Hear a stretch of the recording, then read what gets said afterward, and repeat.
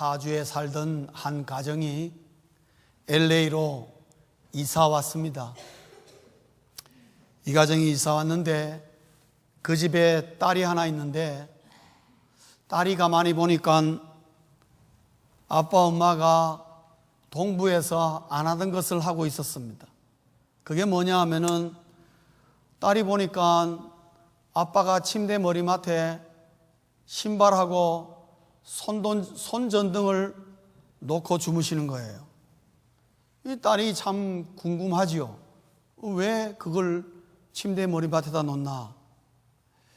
그래서 하루는 아빠한테 물었습니다. 아빠, 왜 침대 머리맡에다가 신발하고 손전등을 놓고 자느냐고 그렇게 물었죠. 그러니까 아빠가 대답했습니다. 야, 여기는 지진이 나잖냐. 그래서 지진 날지 모르기 때문에 언제 날지 모르니까 신발은 있어야 될 것 같고 신을 신어야 되니까, 그리고 혹시 밤에 지진이 날지도 모르니까 손전등은 꼭 있어야 될 것 같아서 여차하면 내가 신발 신고 손전등 켜서 너도 구해가지고 나갈게. 그렇게 아빠 딸에게 가르쳐 줬습니다. 여러분, 누구든지 캘리포니아에 이사 오면 여기는 지진이 나는 줄 알고 있습니다. 여러분, LA 사시는 많은 사람들이 지금도 지진을 대비하며 살 수 있습니다. 여러분, 구글에 들어가면은 Earthquake Survival Kit 딱 치면요, 수도 없이 많은 장비들이 나옵니다. 캘리포니아, 특별히 LA에 있는 많은 사람들을 위해서 것이죠. 여러분, 주님의 재림은 마치 지진 오는 것과 비슷하다는 생각이 들기도 합니다.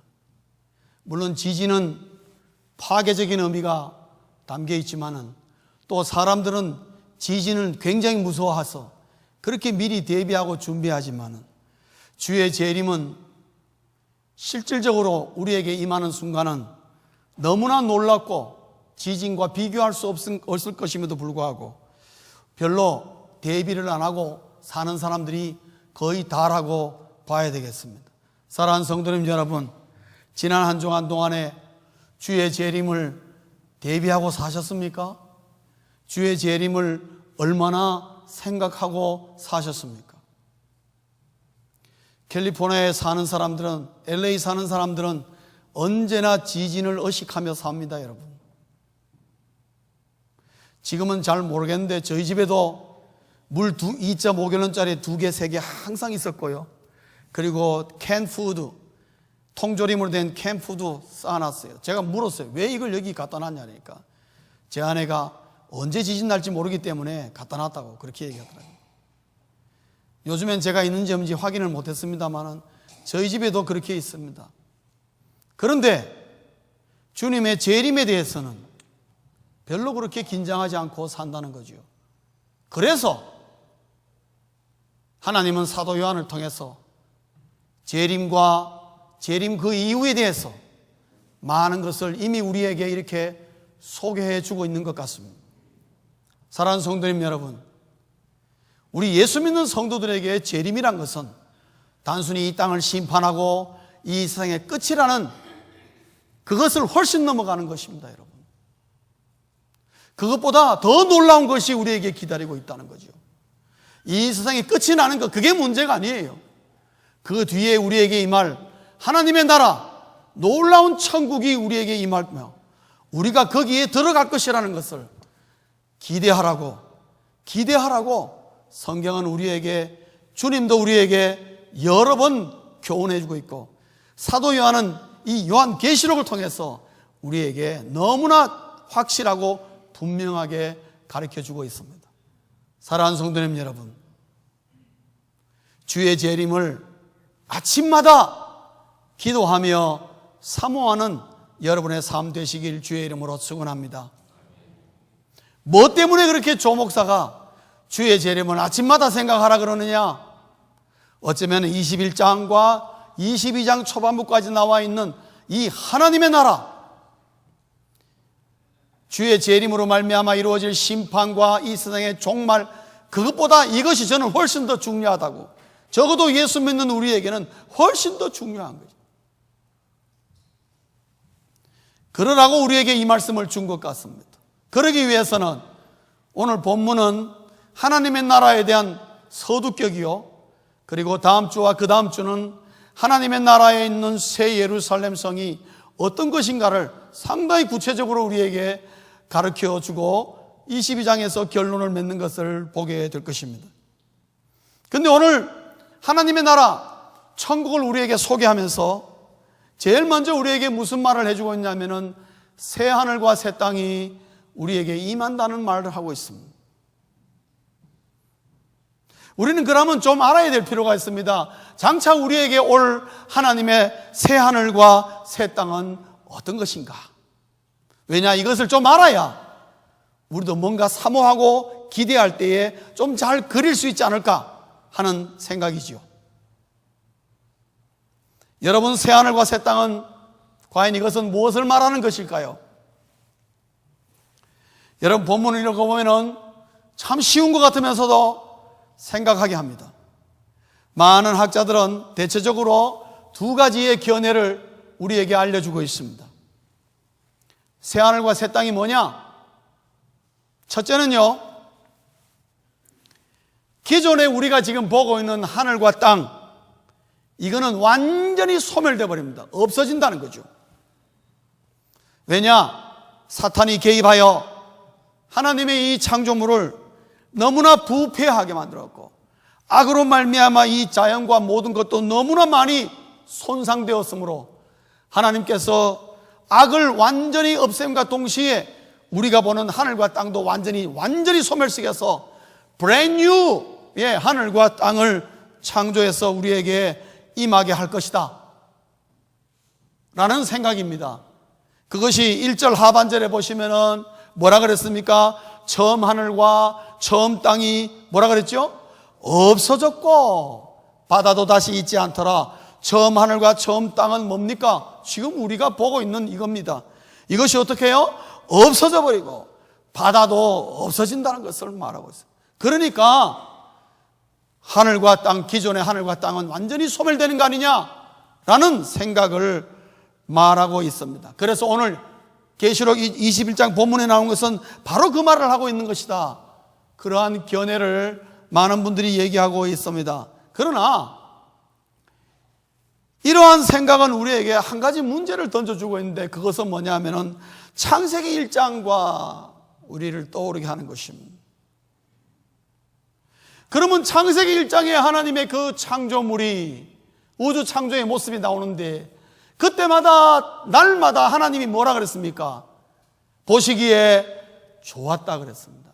하나님의 보시기에 좋았던 하나님의 그 하늘과 땅을 완전히 소멸시킨다면은 창조의 권위까지도 사라져 버리는 것 아니냐는 거죠. 결국은 하나님께서 다 없애버리려고 만드신 거느냐, 하나님의 창조의 힘이라는 게 그 정도밖에 되지 않느냐라는 문제가 발생합니다. 다시 말하면 창세기 1장과 내용상으로 이게 배치가 된다 이 말이죠. 그래서 보시기에 좋았던 하나님의 창조가 보기에 안 좋아가지고 완전히 없애버릴 그런 결과가 도출되는 것입니다. 거기가 좀 석연치 않은 거예요. 좋긴 좋은데. 그래서 기존의 하늘과 땅은 완전히 소멸된다라고 할 때에 그 말이 충분히 이해가 되면서도 또 한쪽에는 뭔가 모르게 완전하지 못하다는 생각이지요. 또 하나의 의견이 있습니다. 그런 생각을 충분히 하면서 많은 또 학자들은 이런 의견을 냅니다. 그게 아니라 하나님께서 이 땅에서 악을 완전히 제거하신 다음에 이 우리가 보이는 기존의 이 하늘과 땅을 완전히 갱신하신다는 거예요. 갱신한다는 거죠.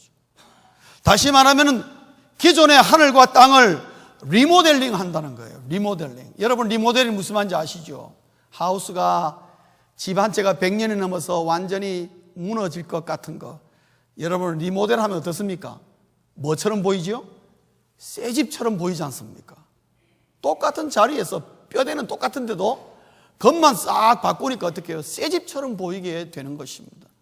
리모델, 그 리모델을 말하는 것입니다. 그러나 너무나 많은 변화가 구체적으로 일어났기 때문에 마치 새 창조한 것처럼 보인다는 거죠. 그래서 오늘 계시록에서 새 하늘과 새 땅이라는 말을 썼다는 것입니다. 그로서 여러분 5절 상반절에 보면은 이런 말은 보라 내가 만물을 새롭게 하노라 그랬어요. 그 새롭다는 것은 어떤 브랜뉴가 아니라 리모델링 같은 개념인 것입니다. 그렇게 이해를 하여서 하나님께서 기존의 하늘과 땅을 완전히 소멸시키는 것이 아니라 정말 우리가 볼 때 완전 브랜뉴인 것처럼 완전 리모델을 할 것이다. 갱신한다. 그러한 새하늘과 새 땅이다 라는 견해를 소개를 합니다. 그러나 여기는 그 말이 이해가 되지만은 그러나 이 새롭다는 말이 사용하기에는 좀 비읍하지. 새로운 것 같으나 새로운 것 아닌 그런 모습이라는 것입니다. 신선함이 떨어진다는 거지요. 이거를 가지고 새하늘과 새 땅이라고 그렇게 사도 요한이 표현을 했을까? 라는 생각이 든다 이거지요. 성도님 여러분, 둘 중에 뭐가 맞는 말 같습니까? 알아서 선택하십시오. 여러분 마음에 원하시는 대로. 둘 중에 뭐를 선택하시든 간에 잘못된 것은 아닐 것입니다. 그러나 분명한 것은 새하늘과 새 땅이 이 땅에 임하는데 두 가지 연애를 저도 충분히 이해를 해요. 이해를 하면서 한참 고민하게 했습니다. 과연 이게 둘 중에 뭐가 더 참 부합되겠는가? 왜? 둘 다 완벽하진 않아요. 좋긴 좋은데. 그래서 저 나름대로 생각하다가 창세기 1장으로 다시 돌아갔습니다. 제가 창세기 1장을 다시 한번 쭉 음미하면서 저는 이런 생각이 떠올랐어요. 이거는 어디까지나 제 생각입니다. 제 견해입니다. 여기서 새 하늘과 새 땅이라는 것은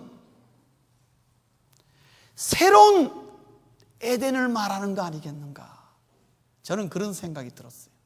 새로운 에덴, 업그레이드된 에덴, 업그레이드된 에덴. 여러분 왜냐면요, 지금 우리가 보고 있는 이 하늘과 땅은 창세기 1장에 나와 있는 하늘과 땅하고 같을까요? 다를까요? 달라요. 달라요, 여러분. 창세기 1장에 나오는 하늘과 땅은요, 굉장히 아름다웠어요. 흠잡을 데가 없었다 이 말입니다. 그런데 언제부터 이 세상이 무너지기 시작했느냐? 노아 홍수 때부터 무너지기 시작했습니다. 노아 홍수 때에 뭐가 무너졌습니까? 하늘의 궁창이 무너졌습니다. 그게 물로 되어 있었거든요, 궁창이. 그것이 하늘의 모든 햇빛을 차단해 줬습니다. 그리고 온도를 컨트롤해 줬습니다. 마치 비닐하우스처럼 우리 몸에 해로운 자외선을 다 막아주고요. 그것이 전부 차단해주고 완벽하게 차단해주고. 그래서 여러분 창세기에 보면은 사람들이 오래 살았습니까? 우리처럼 살았습니까? 무지하게 오래 살았습니다, 여러분. 그 말은 뭐냐면은 몸에 노화 현상이 일어나지 않았다는 거죠. 노화가 이루어지지 않았다는 것입니다. 여러분 900년씩 살고 그랬을 때에 그 사람들이 한 청년 시대가 한 40년 50년 지나고 60살부터 전부 다 허리 구부러져 가지고 그래가지고 700년을 살았다? 오, 저는 그래 못 삽니다. 온몸이 쭈글쭈글해지고 막 힘도 빠져가지고 막 힘이 없어 다리가 후들후들하면서 여러분 의자 지팡이 짚어가면서 800년을 살았을까요? 저는 그래 생각 안 합니다. 저는 그래 살기를 원치 않습니다.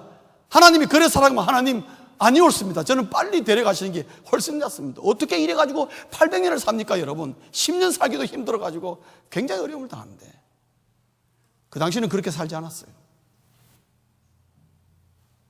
그 당시는 청년의 세대가 600년, 700년 갔을 거라는 생각이 듭니다. 생산 능력이, 자녀를 위한 리프로덕션의 능력이 오늘 우리의 상상을 초월하는 거예요. 무슨 말 이해되십니까? 예. 여성분들이 갱년기가 언제 왔을까요? 지금 뭐 40만 넘어가면 50대면 갱년기라가 뭐 팔이 아프고 어리가 뭐 갔는데 50견이, 여러분 제가 볼 때는 노아 전 시대는요 800년이 넘어야 갱년기가 오고 그때부터 이 50견이 오지 않았을까. 그래서 당시는 50견이라고 해가지고 800년 견이라고. 800년 견. 저는 그랬을 거라는 생각이 듭니다. 왜? 환경이 그만큼 좋았다 이 말입니다. 그러나 오늘 여기서 말하는 새하늘과 새 땅은 그것보다도 더 업그레이드된 에덴의 모습일 것이다. 실제 에덴보다 더 아름다운 완벽한 세상, 갱신보다도 훨씬 더 탁월한. 그러나 저는 창세기 1장을 보면서 이런 생각 들었어요. 하나님이 우리에게 앞으로 하나님의 나라 보여주실 이 천국은 뉴 에덴 동산, 에덴, 그리고 업그레이드된 에덴과 같은 이 하늘과 땅을 주실 것인데 해와 달과 별은 없을 것이라는 거죠. 왜? 필요가 없다. 하나님의 영광의 빛으로도 충만한 세상일 것이다 라는 생각입니다. 밤이 필요 없고. 여러분 창세기 1장을 보면은 1장 3절에 보면요 제일 첫 마디가 뭡니까? 하나님이 가라사대 뭐가 있으라? 빛이 있으라. 여러분 그 빛이 무슨 빛일까요? 해로부터 나오는 빛이요? No. 별로부터 오는 빛? No, 아닙니다. 그 빛은 하나님으로부터 나오는 빛이에요. 오리지널 빛이라 이 말입니다. 우리는 지금 태양에서 나오는 빛을 빛이라고 얘기를 합니다만은 창세기 1장을 가만히 보시면요, no. 태양으로 오는 빛이 아닌 빛도 얼마든지 있다 이 말씀입니다. 천문학자들은 얘기하기를 하늘에 수많은 별들이 빛이 비춰주는데 저 가운데는 태양과 상관없는 빛들이 많이 있다 이 말씀입니다. 뭔지 모르겠지만. 사랑하는 성도님 여러분, 그러한 새하늘과 새 땅이 아닐까 저는 그렇게 생각합니다. 여러분 어떻습니까? 알아서 선택하십시오. 그러나 분명한 것은 창세기 계시록 21장 나오는 새하늘과 새 땅은 우리의 상상을 초월하는 새하늘과 새 땅인 것은 틀림없을 것입니다. 그것을 하나님이 어떻게 만들어 가시든 간에 궁극적으로는 그건 하나님 손에 달린 거지만은, 그러나 계시록 21장에서 우리에게 보여주는 새하늘과 새 땅, 그 새 예루살렘 성이라는 것은 우리의 상상을 초월하는 것입니다. 너무나 놀라운 것이 우리 앞에 기다리고 있다는 것을 말하고 있습니다. 그러므로 우리는 마땅히 이 땅에 살면서 그 새하늘과 새 땅을 바라보며 함께 살고자, 그것을 바라보며 사모함으로 아침마다 나는 어디 갈 사람? 새하늘과 새 땅에 갈 사람이라는 사람 한 번씩 되뇌이면서 그 기대 가운데 살 수 있기를 주의 이름으로 축원합니다. 새하늘과 새 땅은 아마 그런 것이리라 생각합니다. 두 번째로는 오늘 이 본문 말씀이 왜 하나님께서 사도 요한을 통해서 이 말씀을 우리에게 전해주고 있을까? 우리가 이걸 알므로 말미암아 무엇을 우리에게 말해주기를 원하시는가? 두 가지인 것 같습니다. 첫째는 하나님이 얼마나 저와 여러분을 존귀하게 보시는가 하는 거죠. 그걸 알려주기 위함. 하나님은 성도를 존귀하게 여기신다는 거죠. 여러분 시편 16편 3절을 보실까요? 시편 16편 3절을 보면 이렇게 되어 있습니다. 땅에 있는 성도들은 존귀한 자들이니. 뭐라 그랬죠? 나의 모든 즐거움이 어떻게 해요? 그들에게 있도다. 하나님은 여러분을 보시고 즐거워하십니다. 여러분 아이들도 장난감이 많지만은 그 중에 특별히 좋아하는 거 있습니다.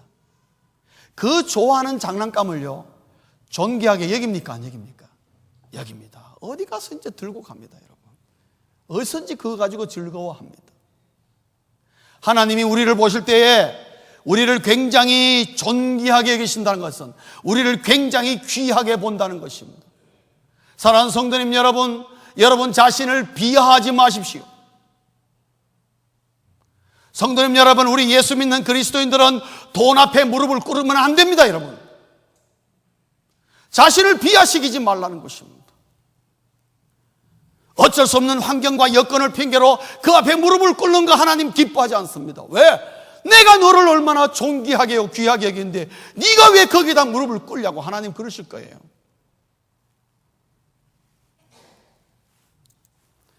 이민 와가지고 돈 벌러 이민 온 사람들이 많지 않습니까?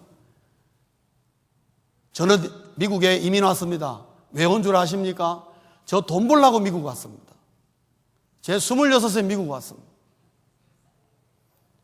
유일한 꿈은 뭐냐? 내 미국 가서 돈 벌어서 이미 목사가 된 우리 형들 내가 알아서 먹어 살려야 되겠다 그렇게 생각하고 저 돈 벌러 왔어요. 돈 벌러 왔다가 제가 목사가 되어버린 것입니다. 어떤 면에서는 영 꿈대로 되지 않은 것처럼, 그러나 저는 미국 와서 돈 맛을 많이 봤습니다, 여러분. 저도 직장 생활하고 비즈니스도 하면서 달러의 위력이 얼마나 거센가를 저 압니다. 그러나 성도님 여러분, 저는 그 당시에 서리수였지만 제 자랑 한번 할게요. 저는 돈 때문에 직장 생활을 한 번도 한 적 없습니다. 제가 슈퍼바이저 하면서 제 밑에 75명이 있었습니다. 우리 매니저가 얘기했습니다. 이번에 일이 너무 많으니까 미스터 조 이번에는 주일날 꼭 나와서 우리 주일날 임금 더블로 주니까 꼭 나와서 하루 해라. 나도 교회, 야 나도 집사야. 나도 주일날 교회 가야 되는 거 아는데 너무 물량이 밀려서 안 되니까 저 주일날 안 갔습니다. 회사 난리가 뒤집어지고 난리 났습니다. 전화가 왔습니다. 내일부터 출근하지 말라고. 바로 막 잘라버린다고. 매니저가 뿔이 나가지고 야 네가 안 오면 어떡하냐, 네가 안 오면. 제가 월요일날 출근했을까요, 안 할까요? 제가 당당하게 출근했습니다. 나 못 간다 그랬어요. 출근했습니다. 잘렸을까요, 안 잘렸을까요? 안 잘렸습니다.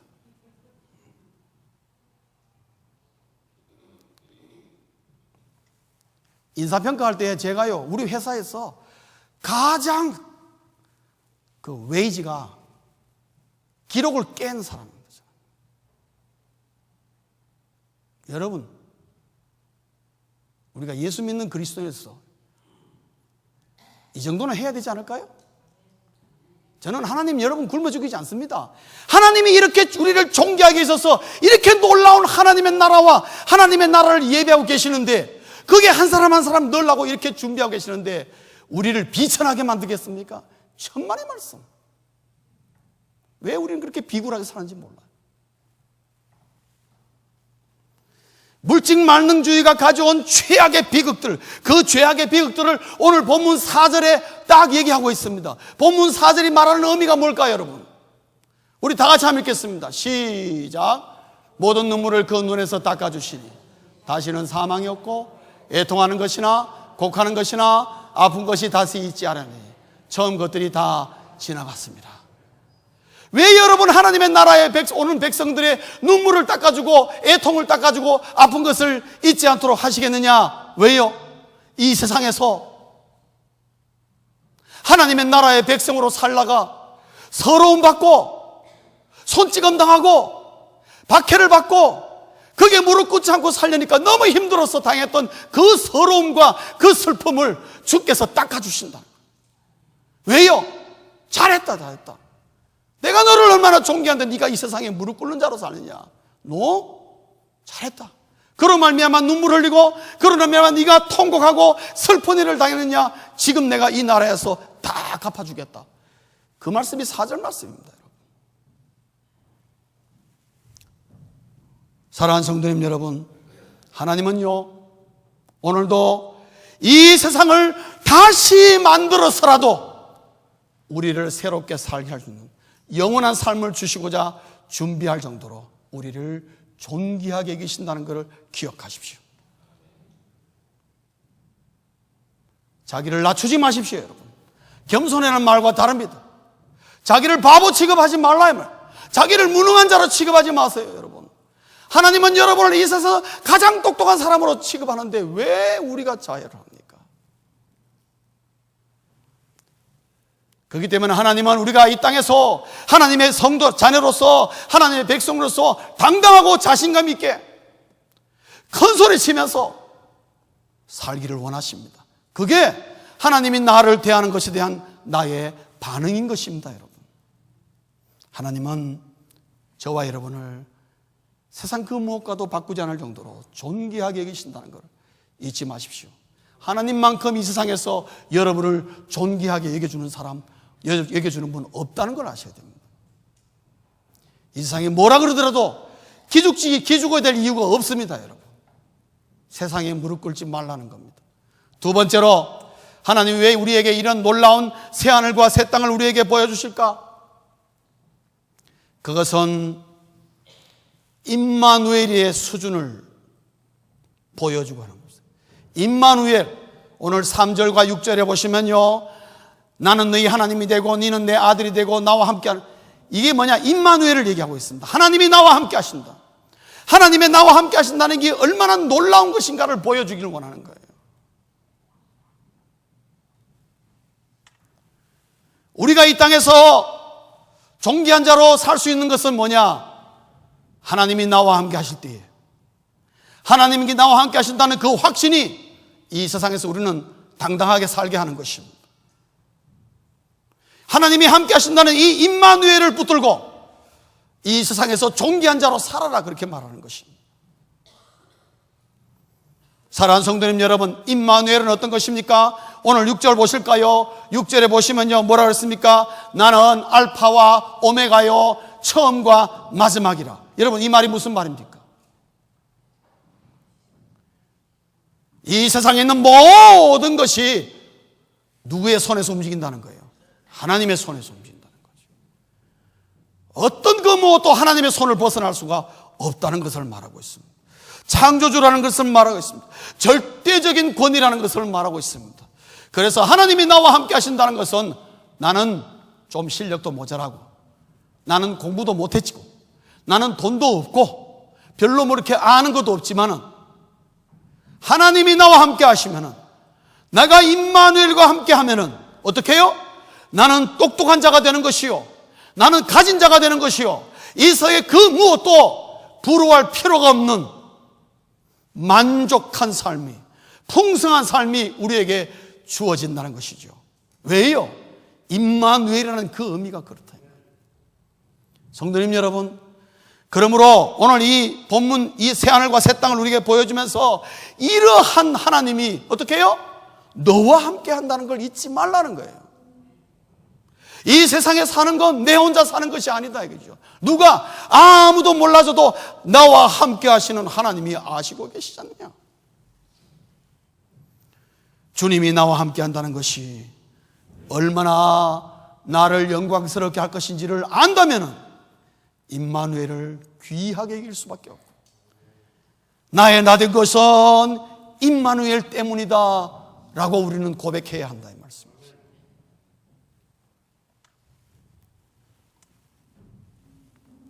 오늘도 내가, 우리의 환경이 어렵고 작년이나 금년이나 아무런 변화가 없다고 여러분 실망할 필요 없습니다.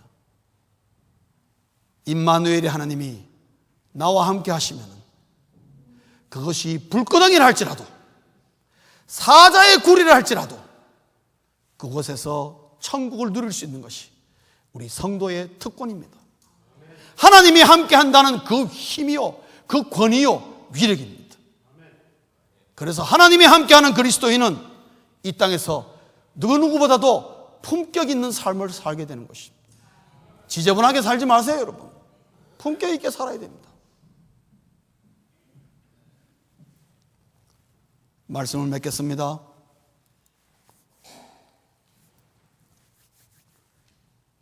개구리와 쥐가 살았습니다. 둘이 친구가 됐습니다. 그래서 개구리가 육지로 올라오면은 쥐하고 같이 둘이 재밌게 잘 놀았습니다. 그런데 하루는 쥐가 심심해서 개구리가 쥐를 좀 골려줄 마음이 있었어요. 그래가지고 개구리가 쥐한테 얘기했습니다. 야, 나는 지상에 올라오면은 니보다 모든 게 걸음도 늦고 모든 게 빠르지 못하니까 나를 좀 이끌기 위해서 니하고 내하고 줄로 묶어가지고 좀 같이 다니자. 그러니까 쥐가 그래 그러자. 그래서 이제 쥐의 다리와 개구리 뒷다리하고 같이 연결해서 둘이 하루 종일 재밌게 다녔어요. 그 쥐 때문에 개구리도 걸음이 굉장히 빨라지고 열심히 놀한 것입니다. 놀다가 연못에 딱 가게 됐어요. 딱 가게 됐는데 개구리가 갑자기 연못 속으로 푹 뛰어드는 거예요. 그러니까 쥐가 깜짝 놀라, 야, 나는 헤엄 못 치니까 들어가면 안 된다 그러는데 개구리가 놀려준다고 그냥 쑥 들어가 버렸어요. 그러니까 쥐도 할 수 없이 딸려 들어간 거죠. 허적허적거리다가 막 쥐가 죽어버렸어요. 쥐가 죽는데 해필이면 그 순간에 저 하늘 위에서 솔개 한 마리가 먹잇감을 찾느라고 빙빙 돌다 보니까 연못 위에 웬 쥐가 한 마리 있거든요. 어이구 웬 먹잇감이 하고 휙 내려와서 쥐를 확 낚아챘습니다. 근데 갑자기 물속에 있던 개구리 뒷다리가 갑자기 휙 당기면서 자기도 모르게 휙 따라올라가. 나는 아닌데 그러는데 이미 휙 올라간 거예요. 끝장난 거예요. 사랑하는 성도님 여러분,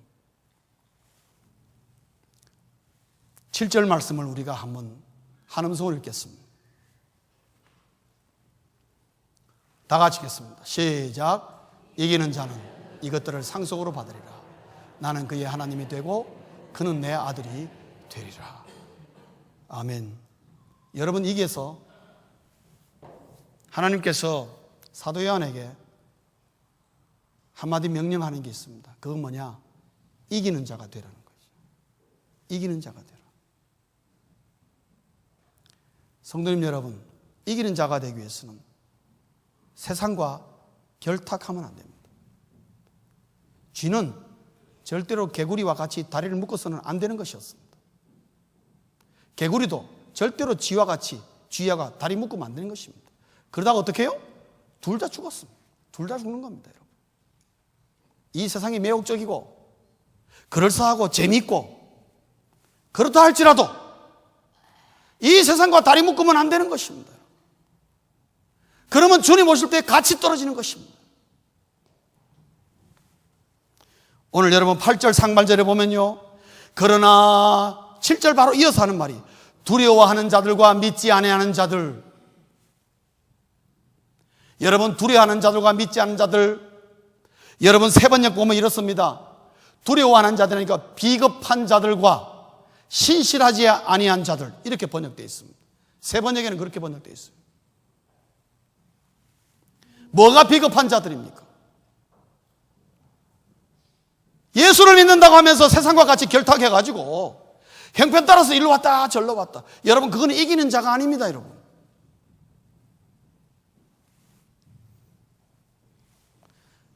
세상에 견누질하면서 한 발은 세상으로 한 발은 교회로, 여러분 그거는 종교인이 되는 것이죠. 종교인 되지 말라는 것입니다. 그러다가 어느 날 갑자기 주께서 재림하시면 개구리와 쥐처럼 돼버린다, 이 말씀. 여러분, 왜 비겁한 자들과 신실한 자들이 되느냐? 한 발은 잠시 한 견눈질해서 잠시의 세상의 낙을 누리고 내가 뭐 필요가 있고 하니까 잠시 양쪽으로 왔다 갔다 하는 것이 그냥 무난한 것처럼 보일지 몰라도, 그러나 나도 모르게 죄악에 잠겨들어 죄악의 연못으로 푹 빠져버리죠. 그래서 이러면 안 되는데 할 때 그때 주님 재림하시면 끝나는 것입니다. 이것을 우리에게 가르쳐주고 있습니다. 그러면서 오늘 계시록은 우리에게 가르쳐주기를 이기는 성도가 되라. 한번 따라하실까요? 이기는 성도가 되라. 세상에 지지 마십시오. 서로 지지 마십시오. 셀 가지고 모임에서 돈을 서로 외치요. 우리 지지 말자. 지지 말자고. 하나님 앞에 비겁한 자 되지 말자. 하나님 앞에 신실하지 못한다는 말 듣지 말자. 그러다가 완전히 8절 뒤에 있는 사람들하고 같이 그냥 섞여 들어가게 되는 것입니다. 여러분.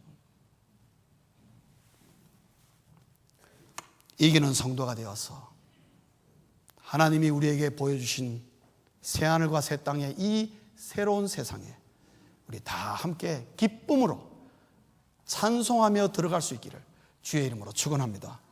기도하시겠습니다.